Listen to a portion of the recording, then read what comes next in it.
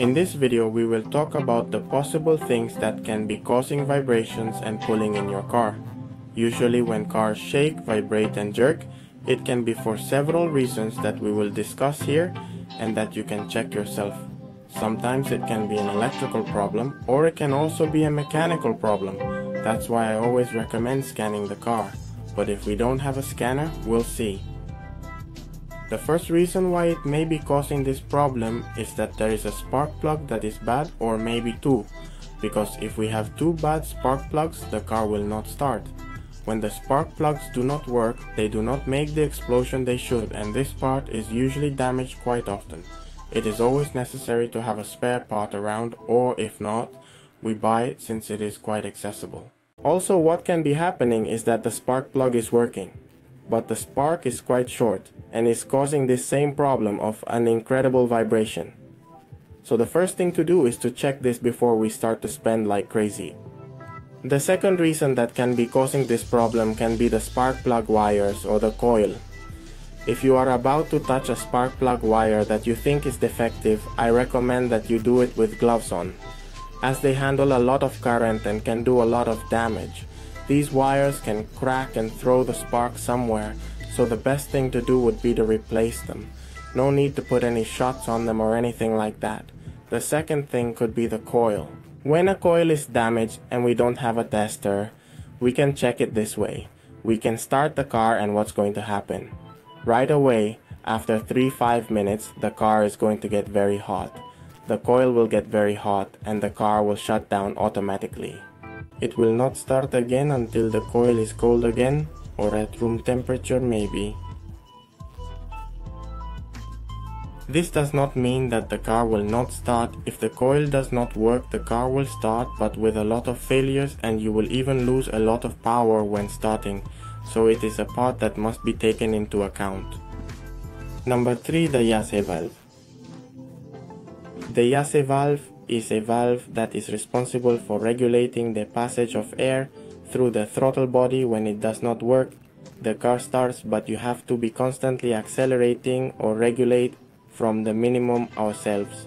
And this can be quite dangerous, because if we go pretty fast, maybe on the highway, what can happen is that when we stop accelerating and apply the brake, the car revs down a lot and it turns off, and when the car shuts off, we have a problem because the brakes do not work and we can crash.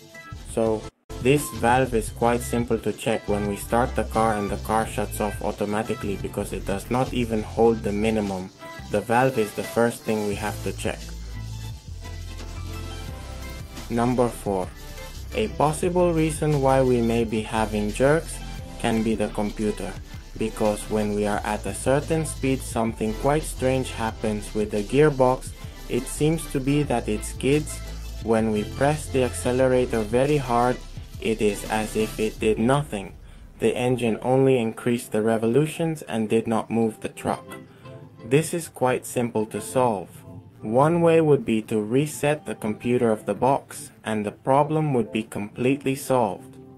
Number 5. Another possible reason that could be causing vibration, a fairly strong vibration but the engine would not lose power, would be the fan clutch. When the fan clutch is damaged, it causes a tremendous vibration in the car. Usually this is almost never damaged, but if it is damaged, the best thing to do is to change it completely. Number 6. The engine rack. The rack is a plate with many teeth that is between the engine and the gearbox, and for some reason this also causes a lot of vibration in the car. And in the car in general, not just in the front, I recommend checking this as an option, as it can be quite possible, but the car will not lose power. It will only vibrate when we are in low revolutions. Number 7. The cardan shaft is loose. This is a super important part, because when the cardan shaft loosens, two things can happen. The first one is that the car vibrates a lot when you are going into gear or when we are at very low speed. The second thing that can happen is that when we go to start or put a speed, it responds when it wants to and making some impressive jerks. Even when we are already moving at a speed of about 20 or 40 kilometers, it will try to brake suddenly. So it is very important to check this, since there are only 4 or 6 screws and it doesn't cost us anything. Since being loose, this can do a lot of damage to the transmission. Number 8. The clutch or cloche as it is known in several countries. When this part is damaged or has a lot of wear and tear, it does not even get any graduation.